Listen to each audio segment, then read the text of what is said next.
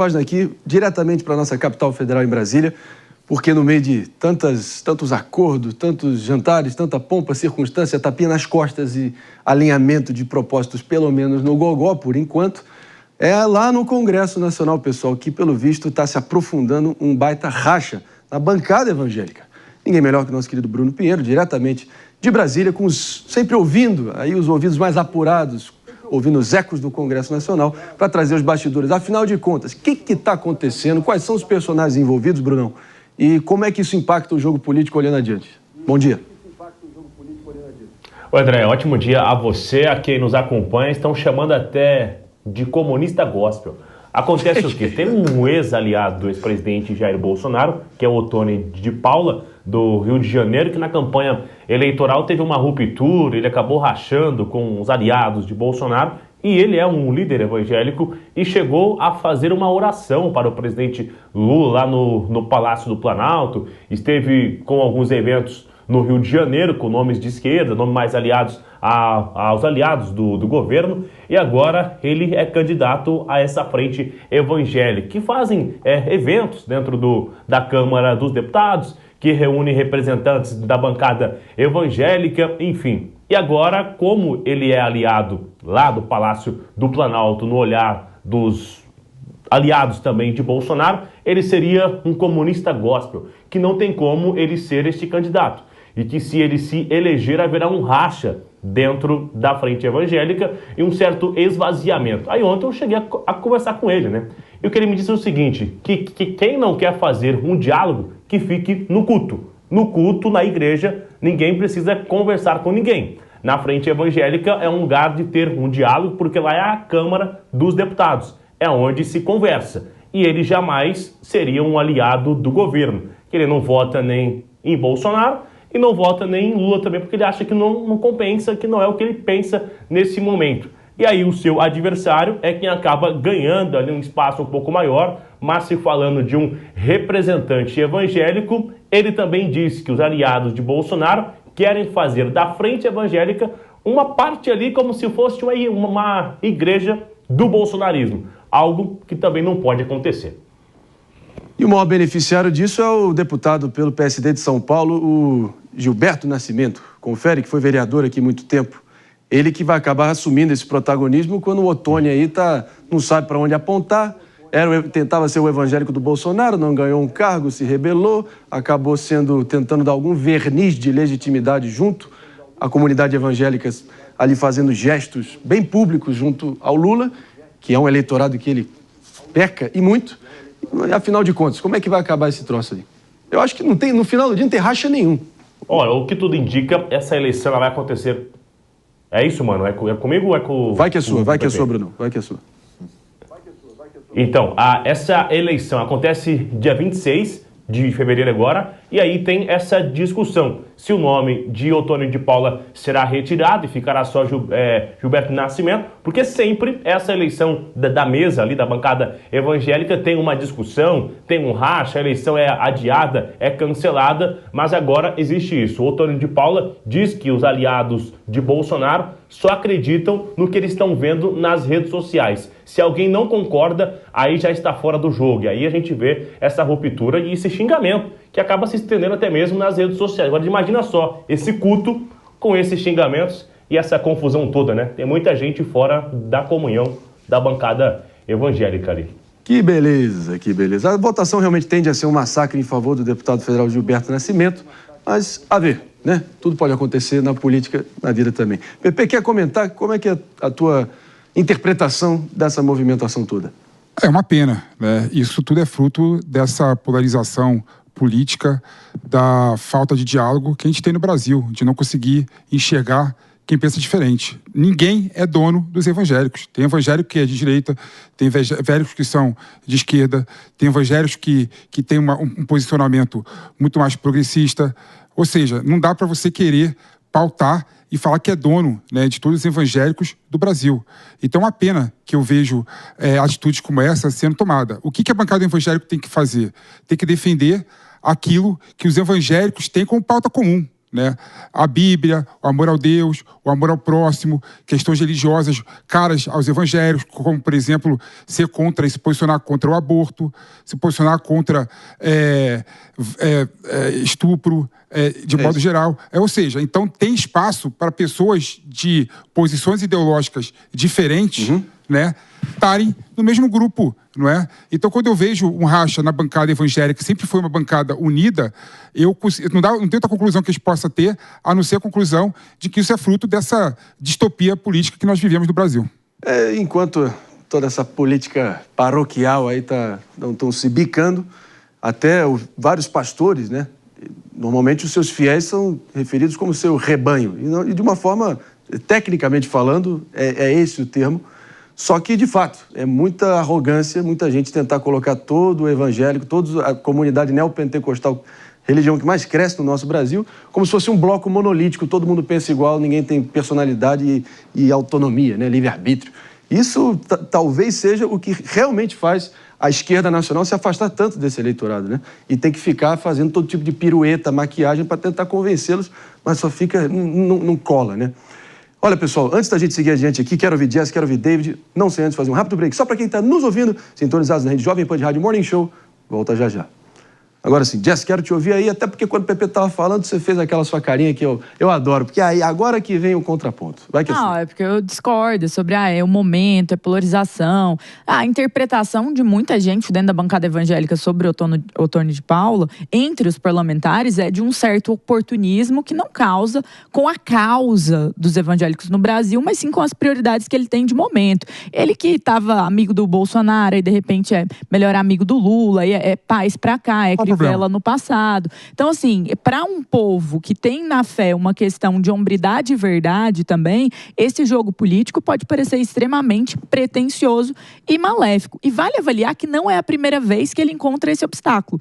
Por quê? Porque em 2023 ele também era pré-candidato aí ao controle da Frente Parlamentar Evangélica, e ele, por conta de não haver consenso no nome dele, de não ter unidade, também retirou a candidatura, e quem pegou foi o Eli Borges e o Silas Câmara, se eu não me engano. O Bruno pode até me corrigir se eu estiver errado. Mas eles fizeram essa divisão e essa modificação, e o Otônio ficou sem o cargo da mesma forma. Essa provavelmente vai ser a primeira vez que a Frente vai passar por uma eleição. Os resultados, as escolhas tem uma tendência de ser realmente um consenso. Só que o que é importante que a gente também avaliar? Que a partir do momento em que deputados ameaçam sair da frente, dependendo da quantidade de deputados que ameaçarem sair da frente, a frente perde ali o número de assinaturas, que são 198 assinaturas, para ela sequer existir. Então, assim, eles também estão com isso como um fator principal. Agora, essa é uma das frentes mais poderosas no Congresso Nacional. Vale lembrar que durante o PL da censura, das fake news aí, essa foi a frente que realmente foi a primeira frente que o Orlando, que estava ali como o relator, foi atender aos questionamentos por conta do poder que ela tem de mobilização, de pressão e de comunidade em torno das igrejas. Todos os dois, no caso aqui, são da Assembleia de Deus. Todos eles são próximos de nomes e lideranças religiosas, mas estão dizendo que o Silas, per si, está em uma encruzilhada. Sim. Em qual nome está, de fato, apoiando dentro dessa situação. Porque eles são da mesma igreja, né? Da Assembleia. Não, só um ponto importante destacar, tudo que a Jéssica colocou aqui foi tudo política comezinha, né? Política baixa. Não tem nada a ver com a bancada evangélica. Ele uma vez apoiou Lula, outra vez ele apoiou o Bolsonaro, se uniu com o Bolsonaro. Política é assim. O próprio presidente Bolsonaro já gostava do Lula antes, depois foi oposição do Lula. Então faz parte da política você mudar de opinião, mudar de ideia, conversar com todos os vetores, todas as pessoas possível. Agora, o que tem que ter a bancada evangélica é defender os valores cristãos, defender o que está na Bíblia, defender os ensinamentos de Jesus, e por aí vai. Então não vejo o porquê você querer falar que a bancada evangélica não está fazendo a política da não política, de não dialogar, de não olhar para o próximo e tentar entender que pode ter uma pessoa do espectro ideológico diferente da dela. Qual o problema de ter um evangélico Qual o problema de ter um evangélico que apoia o Lula na bancada evangélica? Isso não é um governo progressista com uma frente que é conservadora. Qual o problema de ter um evangélico de esquerda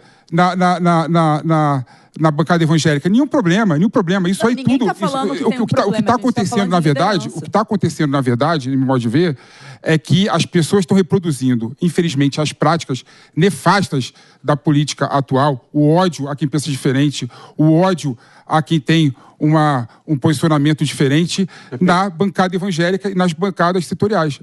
Esse é o ponto. Claro, mas política é disputa de poder. Então Mas você não pode falar que é ódio legítimo. tudo só porque você Agora não tá fazer vendo. biquinho, falar assim, você apoia o Lula, eu vou sair da bancada evangélica. Não é isso apoiar política. o Lula, Isso é um política. governo progressista Isso não é com uma política. bancada Tem que nada de é progressista. conservador. Esse governo tem nada de Lula não tem progressista. nada Esse de governo é progressista. contra o progressismo. Tá, É claro, óbvio que é. Óbvio que é. Isso aí dá uma conversa para um dia. Mas, cara, tudo bem que tem a disputa pelo comando de uma bancada aqui acontecendo a todo vapor.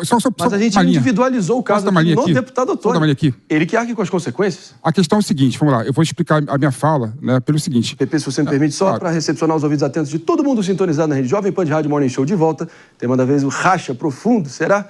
Na bancada evangélica, disputa aí pelo comando dessa bancada das mais influentes no nosso Congresso Nacional. Debate está bom, debate está aquecido.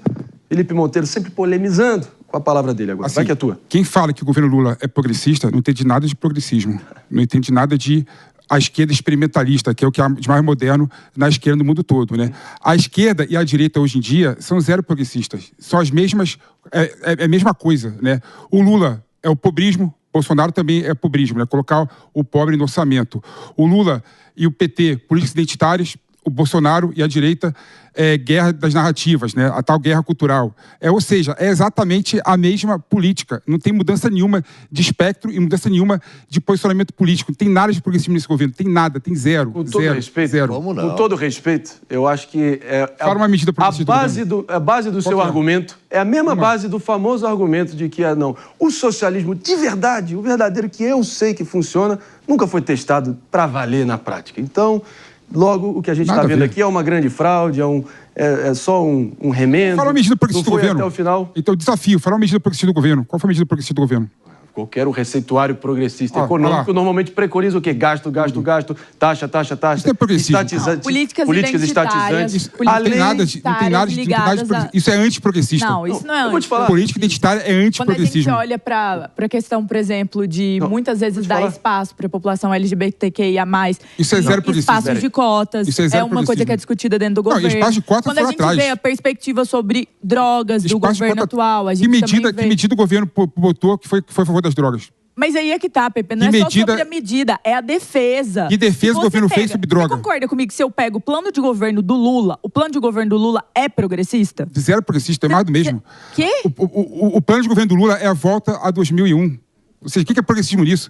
É um atraso. Voltou para trás. Eu vou te dar um exemplo. Progressismo é para frente.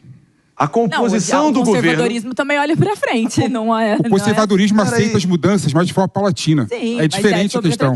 O progressista quer mudança rápida. Eu não quero esperar, não.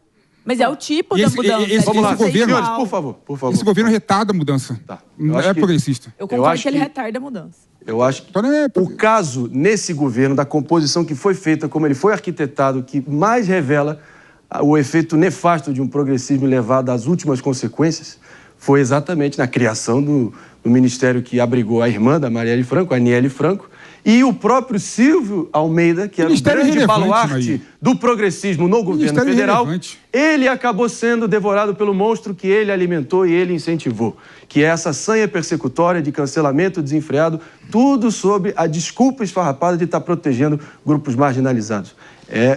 A gente viu isso acontecer no centro nervoso do governo. Foi uma fratura dentro do governo.